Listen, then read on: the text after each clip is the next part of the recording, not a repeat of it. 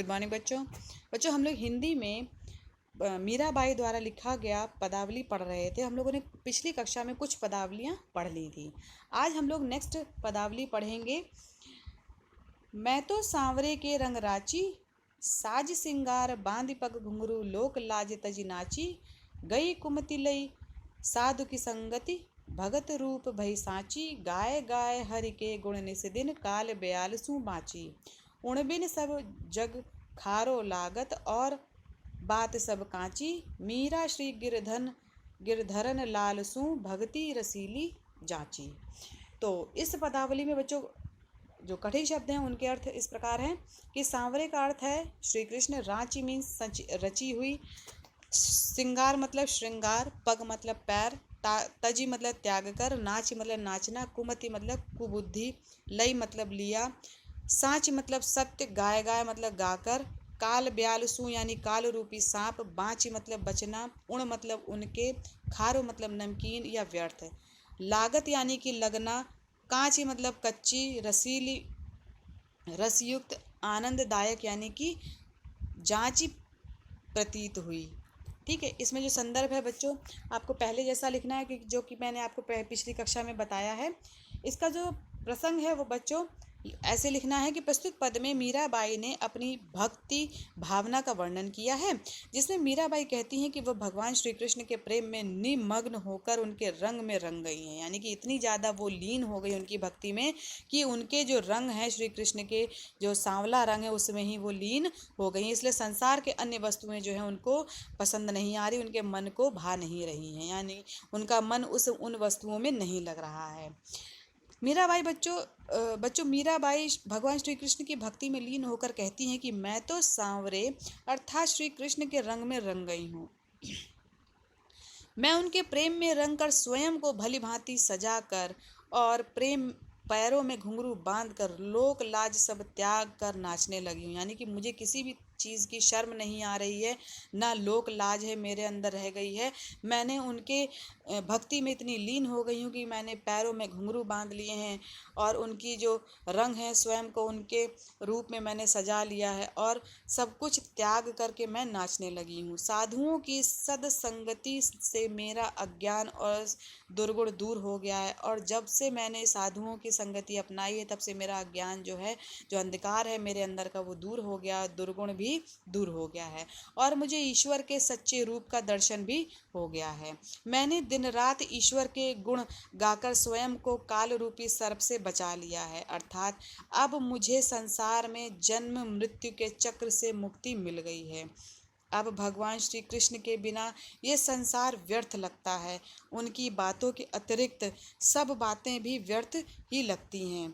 अंत में मीराबाई कह रही हैं बच्चों कि मुझे सदैव श्री कृष्ण की भक्ति में ही आनंद की अनुभूति होती है। संसार की किसी अन्य वस्तु में ऐसी अनुभूति की कल्पना नहीं की जा रही है। तो ये तो था बच्चों इस पदावली की व्याख्या। इसमें जो काव्यगत सौंदर्य है बच्चों इस प्रकार है कि जो भाषा है वो राजस्थानी मिश्रित भाषा, ब्रज भाषा है, शैली मुक्तक है, गुण माधुर्य है, रस शांत एवं भक्ति है। जो छंद है बच्चों गीतात्मक है, यानी कि गीत के रूप में छंद गाए गए हैं। शब्द शक्ति बच्चों अभिधा है तथा लक्षणा है। अलंकार इसमें अनुप्रास अलंकार है, जैसे रंग राची में, साज श्रृंगार में, लोक लाज में क्रमशः र स तथा ल वर्ण की आवृत्ति होने से अनुप्रास अलंकार है। पुनरुक्ति प्रकाश अलंकार है बच्चों, गाय गाय में एक शब्द की पुनः आवृत्ति होने से यहाँ पुनरुक्ति प्रकाश अलंकार है। रूपक अलंकार यानी काल ब्याल में काल उपमेय की समानता ब्याल उपमान से होने के कारण रूपक अलंकार है बच्चों इसमें। ठीक है, तो ये तो था बच्चों पदावली की, इस पदावली के काव्यगत सौंदर्य। नेक्स्ट पदावली है बच्चों की मेरे तो गिरधर गोपाल दूसरो न कोई, जाके सिर मोर मुकुट मेरो पति सोई, तात मात भ्रात बंधु आपनो न कोई, छाणी दई कुल की कानी कहा करी है कोई, संतन ढिंग बैठी बैठी लोक लाज खोई, असुवन जल सींची सींची प्रेम बेली बोई, अब तो बेल फैल गई आनंद फल होई, भक्ति देख राजी हुई जगत देखी रोई, दासी मीरा लाल गिरधर तारो अब मोई। इसमें जो शब्द हैं, जो कठिन शब्द हैं बच्चों, उनके जो अर्थ हैं वो जाके का अर्थ है जिसके, मोर मुकुट मानी मोर पंख का मुकुट, सोई मतलब वही, मात मतलब माता, भ्रात मतलब भाई, बंधु मतलब मित्र, आपनो यानी अपना, छाणी दई मतलब छोड़ दिया, कानी मतलब मर्यादा, डिंग मतलब पास, साथ खोई मतलब खोना, असुवन यानी कि आंसू से, सींच सींच यानी खींच कर, बेल यानी कि पेड़, बोई बोना, आनंद यानी आनंद फल यानी आनंद रूपी फल, राजी मतलब प्रसन्न, तारो मतलब पार करो, मोय मतलब मुझे यानी कि मुझे तारो। इसका जो संदर्भ है आपको पहले जैसे ही लिखना है। और इसमें जो प्रसंग है उस प्रस्तुत पद में जो मीराबाई हैं वो कह रही हैं कि मैं तो एकमात्र भगवान श्री कृष्ण को प्राप्त करना चाहती हूँ, अन्य किसी और को नहीं। यानी कि जो उद्देश्य है मेरे जीवन का वो केवल श्री कृष्ण की प्राप्ति ही है। मीराबाई कहती हैं कि मेरे तो एकमात्र गिरधर गोपाल हैं और उनके अतिरिक्त जो है मेरा कोई भी अपना नहीं है। मैंने केवल श्री कृष्ण को ही अपना माना है।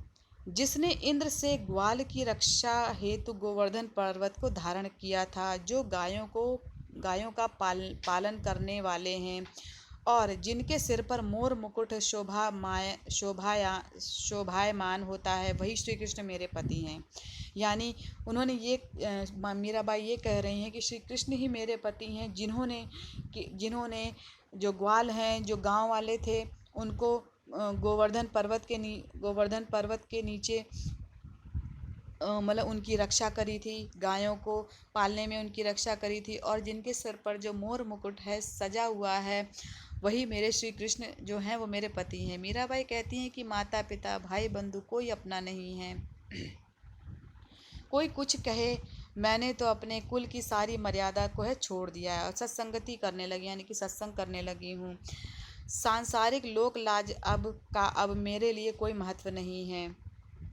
ईश्वर प्रेम की बेल जो मेरे अपने आंसुओं की सींच सींच कर बड़ी की है, वो अब दूर दूर तक फैल गई। यानी कि जो मैंने अपने मन में जो भक्ति श्री कृष्ण के प्रति अपने आंसुओं से जो सींचा है, उसकी जो बेल है वो बहुत दूर तक फैल गई है और उस पर आनंददायक फल भी लगने लगे हैं।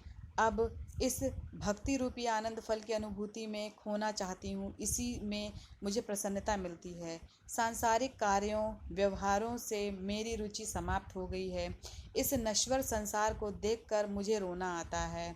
यानी कि ये जो नश्वर रूपी जो संसार है, ये इसको देख करके इस पे बड़ी दयनीय क्या कहते, इस पे बड़ी दया आती है, इस पे रोना आता है मुझे। मीराबाई कहती हैं कि हे गिरधर श्री कृष्ण, तुम्हारी भक्ति में लीन मैं तुम्हारी दासी हूँ। तुम मुझे इस संसार रूपी भव सागर से पार लगा दो, अर्थात मेरा उद्धार करो, जिससे मुझे मोक्ष प्राप्ति हो सके।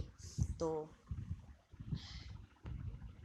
इसमें बच्चों काव्यगत सौंदर्य इस प्रकार है। भाषा बच्चों राजस्थानी मिश्रित भाषा है, गुण प्रसाद है, छंद गीतात्मक पद है, शैली मुक्तक है, रस जो है भक्ति तथा शांत है।